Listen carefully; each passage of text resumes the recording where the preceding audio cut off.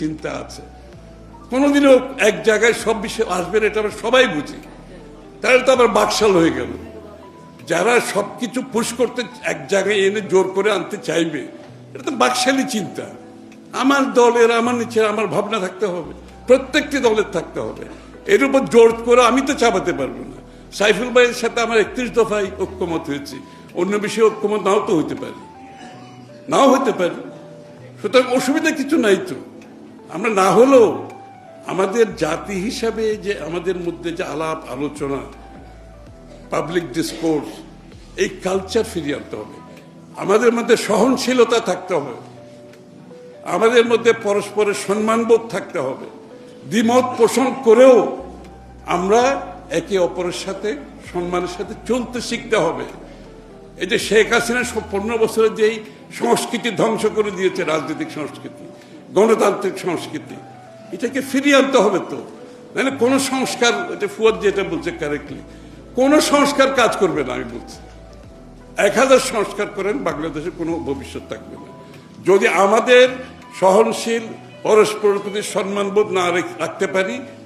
কোনো সংস্কার এখানে কাজ করবে না। এবং দ্বিমত থাকবে, আমরা বিভিন্ন বিষয়ে দ্বিমত থাকবে, কিন্তু সম্মানবোধ থাকবে না কেন? এই জিনিসটা আমাদেরকে আনতে হবে। সবশেষে আমি, একজন বোধহয় বক্তা বলেছেন যে পরবর্তী বিপ্লব আন্দোলনের পরে শেখ হাসিনা পালিয়ে যাওয়ার পরে জাতীয় সরকারের জন্য একটা প্রপোজাল দিয়েছিল। আমি একটা কথা পরিষ্কার করতে চাই, রাজনৈতিক দল ক্ষমতায় আসবে নির্বাচনের মাধ্যমে। এটা হচ্ছে রাজনীতির চরিত্র, এটা হচ্ছে গণতন্ত্রের চরিত্র, এটা হচ্ছে একটা রাজনৈতিক দলের চরিত্র। আর যেটা ইন্টেরিয়াম সরকার থাকবে, এটা সবসময় একটা ইন্ডিপেন্ডেন্ট সরকার হতে হবে। কারণ আপনি সব রাজনৈতিক দলকে এখানে এনে কোনো সরকার পরিচালনা করা যাবে না। সবাই ভিন্ন মত, ভিন্ন পথ, ভিন্ন চিন্তা। সুতরাং যারা এই সমস্ত আজগুবি চিন্তা করে, সেইটা রাজনীতিতে কোনোদিন হয় না। রাজনীতি যারা প্র্যাকটিস করে তারা এগুলো বুঝে, যারা প্র্যাকটিস করে না তাদের পক্ষে এগুলো বোঝা একটু কঠিন।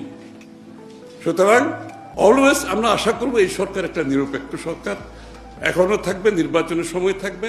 সকলের আশা পূরণ করতে হলে একটি সুষ্ঠু নিরপেক্ষ নির্বাচনের জন্য এই সরকারের নিরপেক্ষতা অত্যন্ত গুরুত্বপূর্ণ। এই জন্য আমরা চাই এই সরকারে কোনো রাজনীতিবিদ না ঢুকুক, ওনারা করুক নিরপেক্ষভাবে, যেভাবে আমরা কেয়ারটেকার গভর্নমেন্টগুলো সফলভাবে বিগত দিনে আমাদের নির্বাচনগুলো করতে সক্ষম হয়েছে। একমাত্র কারণ হচ্ছে তারা নির্দলীয় অবস্থায় ছিল। এবং আমরা যা পরিবর্তন এনেছি, আমরা কিন্তু সব দলের ঐক্যমতের পরিপ্রেক্ষিতে আমরা সেই কেয়ারটেকার সরকারগুলো করেছি।